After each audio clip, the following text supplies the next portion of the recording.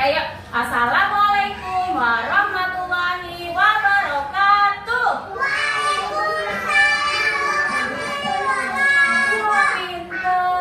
Apa kabarnya teman-teman kecil hari ini? Alhamdulillah, luar biasa. Allahu Akbar. Teman-teman kecil semangat? Semangat sekolahnya? Semangat. Teman-teman kecil nggak tahu nggak hari apa? Hari Senin. Oke, teman-teman kecil, hari Senin kita semangat buat sekolahnya. Nah, Bunda Vidi hari ini mau bercerita tentang si Kancil dan Pak Tani. Sebelum kita bercerita, kita berdoa dulu. Yuk, ada berdoa, tangannya diangkat, kepala tundukkan, ingin berdoa. Coba tangannya diangkat semua, pinter banget. Say, ya, juga diangkat dulu sayang.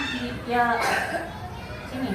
Ada berdoa, tangannya diangkat, kepala tundukkan, ingin berdoa, membaca doa sebelum belajar. Bismillahirrahmanirrahim. Rabbi zidni ilman warzuqni fahman. Ya Allah, tambahkanlah ilmuku dan pertinggilah kecerdasanku. Amin. Teman-teman kecil karena hari ini dari Senin, jadi teman-teman kecil kemarin sudah liburan. Hari ini pertama kali masuk sekolah ya, setelah liburan ya, harus semangat. Nah, hari ini Bunda Vidi mau bercerita nih teman-teman kecil. Di sini ada cerita tentang si Kancil dan Pak Tani. Teman-teman kecil tahu nggak hewan kancil? Tahu. Nah, begini ceritanya nih teman-teman kecil. Di sini ada namanya Pak Tani. Ini namanya Pak Tani. Pak Tani itu di sebuah desa hiduplah seorang petani yang mengandalkan hasil ladangnya untuk hidup. Jadi Pak Tani itu bertanam apa? Bertanam sayur-sayuran. Untuk apa? Untuk dijual teman-teman kecil. Ada apa sayurannya di sini? Ada tomat, ada paprika, pintar. Ada apa ini? Bayam ada, sawi juga ada. Nah, ini suka bayam, pintar.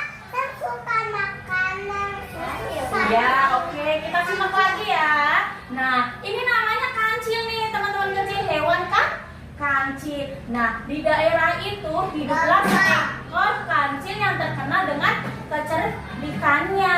Namun sayang, kancil itu sangat rakus. Ya, kancilnya rakus banget nih teman-teman kecil katanya. Nah, kenapa dia rakus? Nah, suatu hari kancil lapar dan haus melihat ada ladang timun. Ladang timunnya Pak Tani. Hasil ladang Pak Tani tampak sangat menggoda. Di sini ada tanamannya Pak Tani, timun teman-teman kecil. Ada timun. Nah, Pak Tani udah nanam, udah berbuah, menjadi berbuahnya buah timun. Timun sayangnya ini. Nah, tiba-tiba kancilnya melihat tuh ada pohonnya Pak Tani. Wah, ada timun, ada makanan kesukaan aku. Apa yang berbuat kancil? Coba kita lihat. Nah, ternyata kancil yang cerdik berhasil mengendap-endap dan mulai memakan timun. Memakan timunnya siapa? Pak Tani. Jadi timunnya Pak Tani Nah, jadi timunnya Pak Tani dimakan semua sama kancil. Jadinya habis deh timunnya Pak Tani. Nah, Pak Taninya sedih karena ladangnya hancur. Ini dia nggak bisa menjual hasil ladangnya. Yang harusnya timunnya bisa dijual terus menghasilkan uang, terus buat mencukupi kebutuhan keluarganya. Akhirnya Pak Tani nggak punya uang lagi, nggak punya hasil buat menjual hasil ladangnya. Dia tidak bisa mengeluarkan uang, menghasilkan uang. Nah, menyerah nih teman-teman kecil. Akhirnya Pak Tani menanam timunnya lagi dan dia punya akal, pengen menangkap si kancilnya. Kenapa dia bikin akal? Kancilnya mau diapain ya sama aku ya? Biar jerah. Nah akhirnya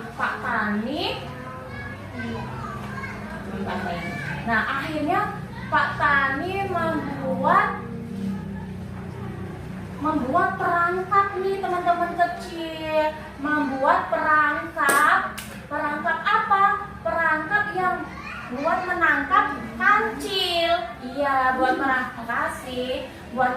menangkap si kancilnya. Akhirnya di malam itu kancil mengendap-endap terus mau mencuri timunnya lagi. Ternyata Pak Tani sudah menyiapkan perangkapnya. Akhirnya kancilnya terperangkap di perangkapnya Pak Tani tuh. Tadi terpancing pakai timun.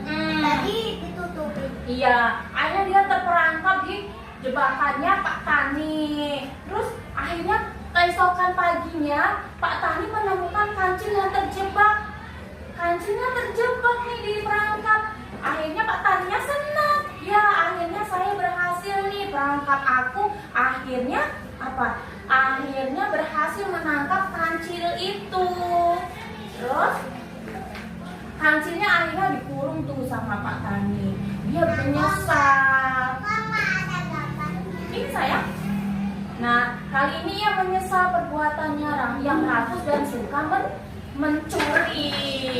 Ya, yang suka mencuri. Jadi akhirnya kancilnya itu merasa kalau dia menyesal, kenapa ya aku mencuri timun? Kalau aku nggak mencuri timun, nanti aku nggak bakal keperangkap nih di sini. Jadinya akhirnya kelincinya menyesal ya dia ya. Oke, nah teman-teman kecil, pelajaran apa yang diambil nih dari ceritanya si kancil ini? Ada yang bisa tahu? Dia kebelakang. Hah? Dia ketutup sama Tani itu. Akhirnya apa namanya, teman-teman itu bisa menyimpulkan nggak? Jadi kita tidak boleh mencuri. Kita tidak boleh mencuri. Kita tidak boleh mengambil barang yang bukan milik kita sendiri. Begitu ya teman-teman kecil ya. Mencuri barangku, aku marahin. Oh iya, aku marahin, kata si Jibril. Kayak Pak Tani tadi ya. Pak Taninya marah. Nanti kalau yang mencuri barang semua, aku marahin. Iya, aku marahin. Ya biar dikasih pelajaran ya.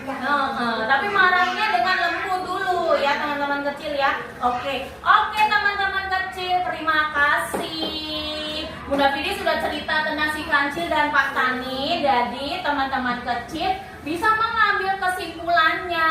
Jadi kalau bukan barang miliknya sendiri tidak boleh diambil.